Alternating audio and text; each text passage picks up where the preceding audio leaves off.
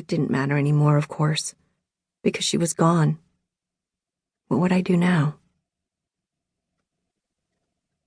I thought about calling Emilio, but I had burned that bridge a long time ago.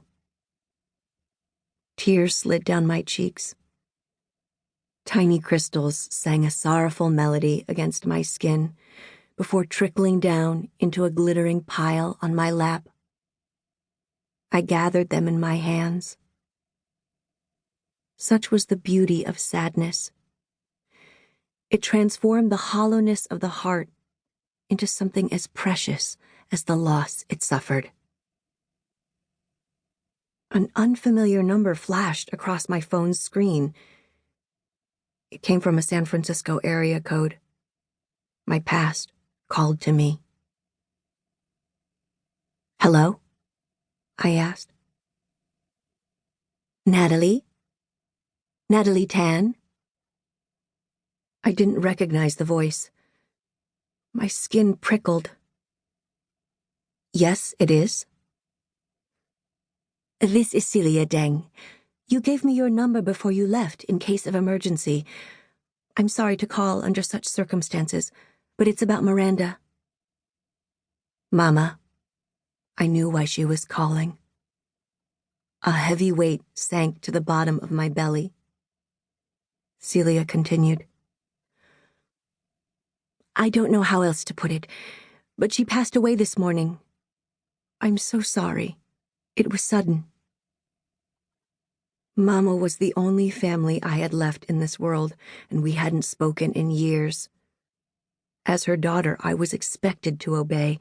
By refusing, I'd caused an estrangement between us that was justified by our culture. She had called me a few times after I moved out.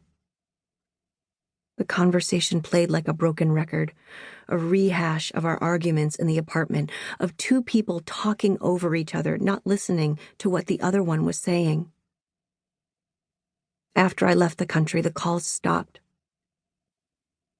She must have realized that the miles between us represented the ones in our hearts. I had left San Francisco in anger, and as time passed, silence became a habit. All of my unspoken words to my mother now hovered in the air, swarming in swirls of black until I could no longer see through them. I slammed my eyes shut, unable to tell Celia that I knew and was already on my way to the airport. How could I explain that hearing Mama's song had already told me all I needed to know? "The entire neighborhood is shocked. It was so sudden. I spoke to your mother last night and she was fine. Well, as fine as she could be with her various ailments. We were watching our favorite K-drama and were considering what to order in next week." Her voice went soft, lost in the memories she'd shared with Mama. "I can't believe she's gone. I know you didn't leave on good terms, but Miranda loved you very much. She spoke of you often and told me the sweetest stories." Although I had no right to resent her for her closeness with Mama, a tiny ball of jealousy curdled inside my chest, nestled inside the numbness. "I'm heading home now. I'll take the next flight out." "See you soon, Natalie." I ended the call before I realized I hadn't thanked her. I didn't want to go back home, but there were Mama's affairs to settle. And what would I do with her apartment? I certainly couldn't live in it. There was nothing left for me in San Francisco. No friends, no family. Our neighbors in Chinatown had known Mama's agoraphobia meant she couldn't leave the apartment. Yet when I was growing up, they had never visited or offered aid. Even Celia, whom I'd left my number with, was a stranger. She'd always been my mother's friend, not mine. My father had abandoned our family before I was born, so I was tasked with the sole responsibility of taking care of my homebound mother.